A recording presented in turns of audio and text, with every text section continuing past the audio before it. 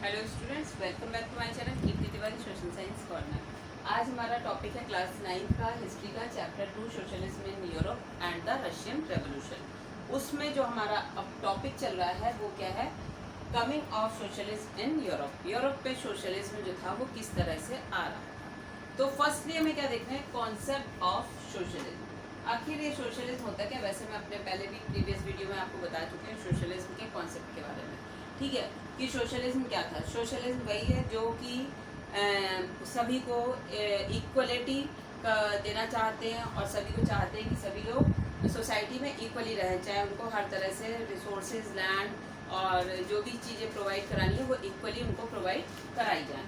अब होता क्या है यहाँ पर होता ये है कि mid 19th century the idea of socialism attracted widespread attention and those who followed this idea come to known as socialist।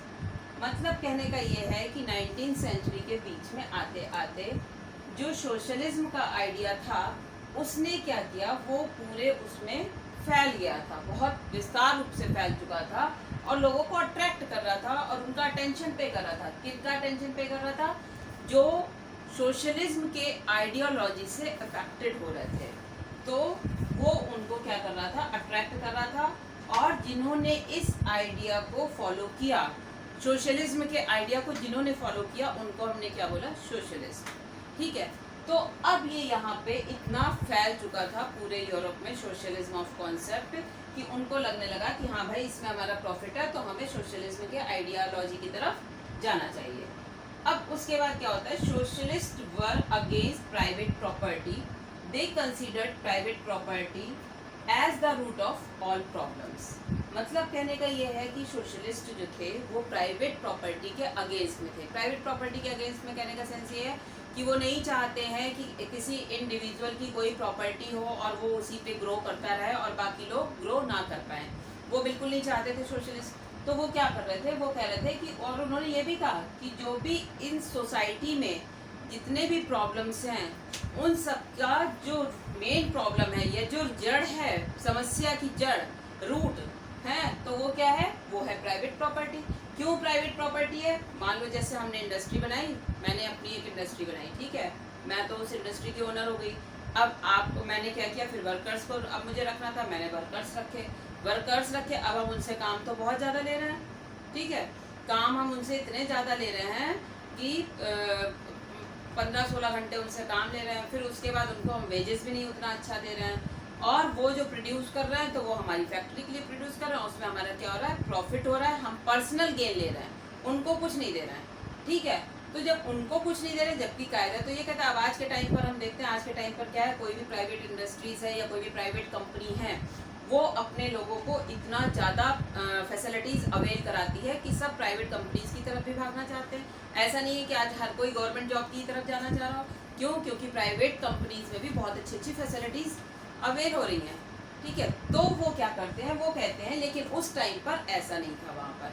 वहाँ पर क्या था, वहाँ पर जो प्राइवेट प्रॉपर्टी के ओनर थे, इंडिविजुअल ओनर थे, वो केवल और केवल अपना प्रॉफिट चाहते थे और उनको वर्कर से कोई भी लेना देना नहीं था। तो इसीलिए सोशलिस्ट मानते हैं कि जो मेन प्रॉब्लम है वो क्या है, प्रॉब्लम वो प्राइवेट प्रॉपर्टी है। फिर इसके बाद हम क्या देखते हैं, individual own property, private property, यानी कि वर्कर्स वर्क अंडर देम। वही चीज जो अभी हमने बताई कि वर्कर्स क्या कर रहे हैं, उनके अंडर में काम करना पड़ रहा है वर्कर्स को, जैसे चाहेगा इंडिविजुअल या इंडस्ट्री ओनर या फैक्ट्री ओनर, उसको उसके अकॉर्डिंग वहाँ पर वर्क करना पड़ेगा।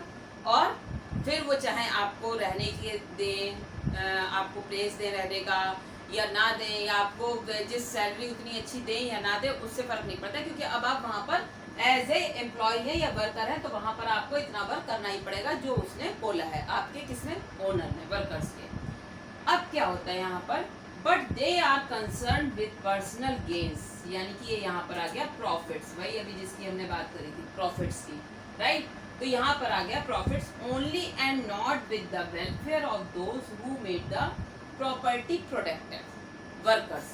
यानी कि देखो अब ये आ रहा है कि लेकिन वो क्या कंसर्न करते थे, वो ओनली एंड ओनली अपने पर्सनल गेन्स को चाहते थे, प्रॉफिट चाहते थे अपना, और उनको वर्कर्स के वेलफेयर की कोई भी चिंता नहीं थी। उनको कोई फर्क नहीं पड़ता था कि हमारे वर्कर किस तरह से आ रहे हैं या उनको कौन सी फैसिलिटी अवेल हो रही है, या वो खाना खा भी पा रहे हैं, उनको खाना मिल भी रहा है या नहीं मिल रहा है, उनके पास कितना पैसा है कितना पैसा नहीं है, उनको कोई परवाह नहीं होती थी। वो केवल और केवल अपना प्रॉफिट चाहते थे कि भाई उनका प्रॉफिट हो जाए। और क्या है, क्योंकि प्रॉफिट होगा तो क्या होगा, नेचुरल सी बात है भाई, जब वर्कर्स काम कर रहे हैं इतना ज़्यादा तो वो क्या दे रहे हैं, प्रोडक्शन दे रहे हैं इंडस्ट्री को। जब प्रोडक्शन जा रहा है मार्केट में तो उससे क्या हो रहा है, पैसा आ रहा है। पैसा आ रहा है तो इसका मतलब क्या है कि प्रॉफिट हो रहा है वहाँ पे, ठीक है। तो अब ये क्या चाहते हैं, वो चाहते हैं जो प्रोडक्टिव है प्रॉपर्टी, प्रोडक्टिव किससे हो रही है, प्रॉपर्टी जो प्रोडक्टिव हो रही है वो वर्कर्स के थ्रू हो रही है, ठीक है। तो अगर वर्कर्स नहीं होंगे तो उनकी इंडस्ट्री में कोई भी प्रॉफिट नहीं हो सकता, प्रोडक्शन ही नहीं होगा। जब प्रोडक्शन नहीं होगा तो प्रॉफिट भी नहीं होगा।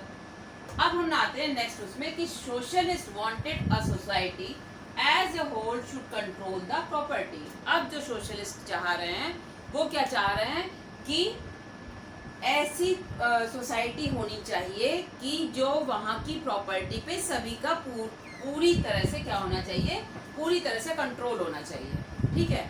अब वो ये चाह रहे हैं कि हमें पूरी तरह से यहाँ पे सोसाइटी का कंट्रोल होना चाहिए, किसी इंडिविजुअल का नहीं होना चाहिए, किसी प्रॉपर्टी ओनर का नहीं होना चाहिए, ठीक है।